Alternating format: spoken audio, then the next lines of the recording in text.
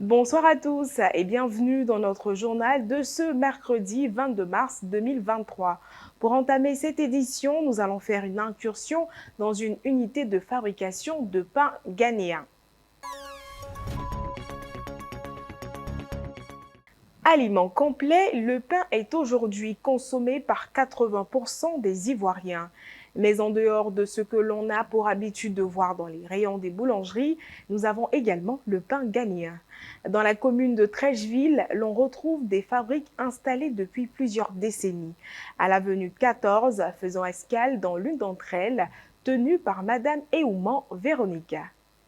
Le pain est un aliment connu de tous.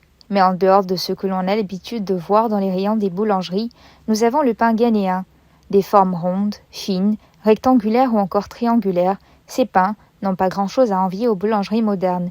Plus courant dans les marchés et transporté par des vendeurs, le pain ghanéen reste très prisé. La boulangerie se nomme Boulangerie Confiance. Donc, la boulangerie existe, ça fait 10 ans de cela. Moi, je suis le directeur. La fondatrice est là. Donc, je suis avec mes collaborateurs. Nous travaillons ici à des heures. Après, on appelle. On va faire des modèles. On attend à ce que ça puisse monter pour la cuisson. Et après, on va faire des modèles, on ferme. Après, on va fermer. On attend à ce que ça puisse monter. Et souvent, ça monte à 1 heure, ça dépend de la commande. Les femmes aussi peuvent exercer ça. Mais il y a des parties que les femmes ne croient pas parce que cela prend du temps. Prenons un exemple, on a assis là, pour se lever, on peut faire quelque chose de 10 heures de temps. Oui, on a commencé, on peut finir jusqu'à souvent à 23 heures, souvent à minuit. Donc cela prend le temps aux femmes.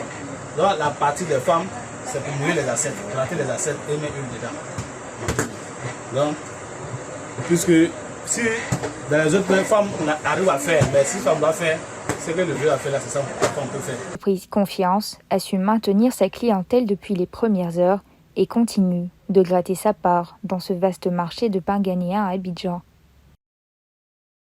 Le Blissi-Tébil est l'appellation des bananes braisées en Côte d'Ivoire. Ce nom a été emprunté à un célèbre artiste des années 90, Blissi-Tébil, qui en mangeait régulièrement. Au plateau, Madame Dosso en vend depuis plus de 20 ans. Elle était installée au sein du marché, mais depuis peu, la mairie lui a octroyé une charrette recouverte d'une toiture qui lui permet de vendre en toute sécurité ainsi que de se déplacer au besoin. Installée entre le Conseil économique et social et le Conseil du Burkina Faso, Madame Dosso est une commerçante facilement remarquable. Elle vend des bananes braisées, communément appelées blissi-tébil. De plus, elle a pu intégrer des accompagnements tels que du poisson fumé et la limonade, de quoi faire chavirer les cœurs de ses clients. Ils vont sucrer bananes, arachis. Grâce à Mel, ils vont sucrer. Sinon avant, ils ne vendaient pas sucrer. C'est lui qui m'a fait tout ça. Donc, je n'ai rien à dire si ce n'est pas pour le remercier. Je veux que tout le monde ait un exemple comme le maire. Pour aider nous les femmes. Nous, comme on appelle, nous, les enfants quoi même. Enfants, on fait l'air là.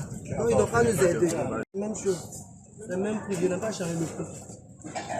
Puisque les clients sont habitués à ça, même le même prix. Donc, je ne peux pas changer parce que j'ai vu ça. Donc, c'est le même prix. Les clients de Madame Dosso apprécient les nouvelles conditions dans lesquelles ils sont reçus.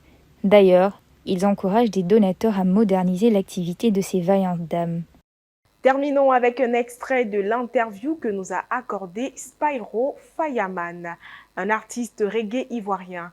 Après s'être essayé au zouglou et au rap, c'est finalement dans le genre musical issu du ska et du rocksteady qu'il parvient à tirer son épingle du jeu. Dans cet extrait, Spyro nous donne son opinion quant à la place du reggae dans la société ivoirienne. C'est une musique qui n'a pas d'âge. Parce que tous ceux qui écoutaient U-Roy à l'époque, ils étaient encore à la fac, d'autres ont grandi avec ça, d'autres ont été bercés par la musique de Bob Marley. Le reggae a beaucoup apporté, ça a sorti certaines personnes du ghetto qui se disaient qu'on ne pouvait pas réussir si on n'avait pas de diplôme, mais le reggae leur fait comprendre qu'on peut sortir du ghetto et puis se faire. Et donc il faut compter avec le reggae, je pense que le reggae joue sa partition. D'ailleurs, nos hommes politiques, quand ils veulent faire leur campagne, et quand ils sont à l'opposition, c'est la musique reggae qu'ils utilisent pour attaquer celui qui est au pouvoir. Maintenant, quand ils arrivent au pouvoir, ils refusent d'écouter le reggae parce que le même message les rattrape. Donc, c'est pour dire que quelque part, le reggae a sa force, quoi. Voilà. Comme j'aime le dire, hein, le reggae est comme une prostituée. Excusez-moi l'expression, mais c'est tout le monde qui veut la voir, mais qui refuse de s'afficher, quoi. Et donc, ils adorent tous le reggae music, mais ils ont peur de faire la promotion du reggae parce que le message les rattrape, quoi. Donc, c'est pour dire que ça a un rôle important. Pourquoi est-ce qu'on combat les Tikenja, les Alpha Blondie, nous, nos messages, on n'aime pas beaucoup nous valoriser sur les chaînes de télé et radio.